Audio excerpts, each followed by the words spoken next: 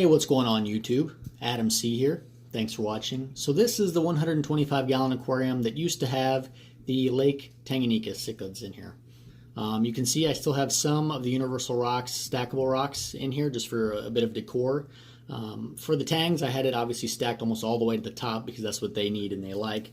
But afterward, in putting these Malawi cichlids back in here, these rocks are so dynamic in how you can stack them and use them that I really thought it would be nice to keep a few of them in here. So I have done that, made a couple small little caves, but you can see the new fish that are in here.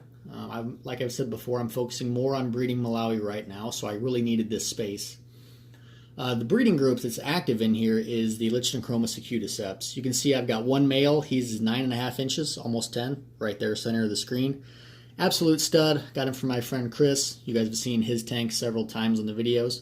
If you missed Chris's tanks last time, I'll put a link to the most recent video I did with Chris of his 265 with just monstrous haps in there. But Chris is going a different direction. He's going to kind of grow out some fish, similar to what I'm doing with some of my smaller Malawi. So I jumped on this acuticeps to add to my group because, believe it or not, of the 8 gar that I had before this male, all 8 were female. I don't know what the odds of that are, but in the long run, since I could get my hands on a bigger male, it's sort of a blessing to have this breeding group now with 1 male and 8 females. It's kind of unbelievable. But like I said, the male, he's 9.5 inches or so. The females range from 4 3/4 to about 6, so I have high hopes for them.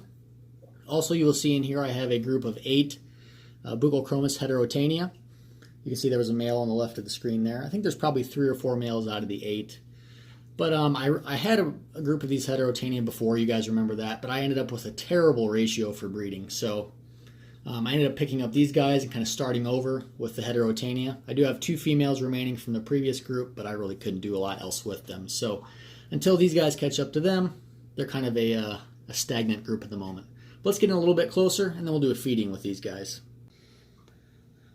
All right, a little more up close and personal. You can see there's the big male.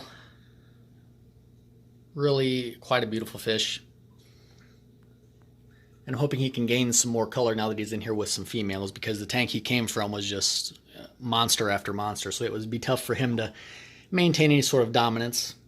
You can see some of the larger females here. Now, I did want to show you a little more up close some of these heterotania, because there's some that are showing some really nice color. Got a clear male right there if you turn a bit. I don't want to make you sick by chasing him around, but there you go. You can see a bit of his color there. There's a few others, like that guy there, showing signs of being a male. But these guys are 3.5 to 4 inches. Some of the smaller ones being about 3.5. So they got a long way to go, but they're just going to be in this 125 until I feel they're big enough to add into the 300 and not be eaten. So that's the goal with them, not to be eaten. Again, this is the rocky background from Universal Rocks. I'll stand up and back up. Had it for a long time. I liked it for the tangs. I love it for the Malawi. Real simple and easy. You can see how thin it is. Don't judge the dirty glass.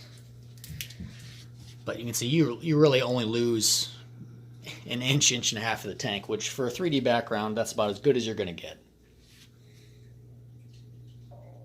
So let's get to feeding these guys.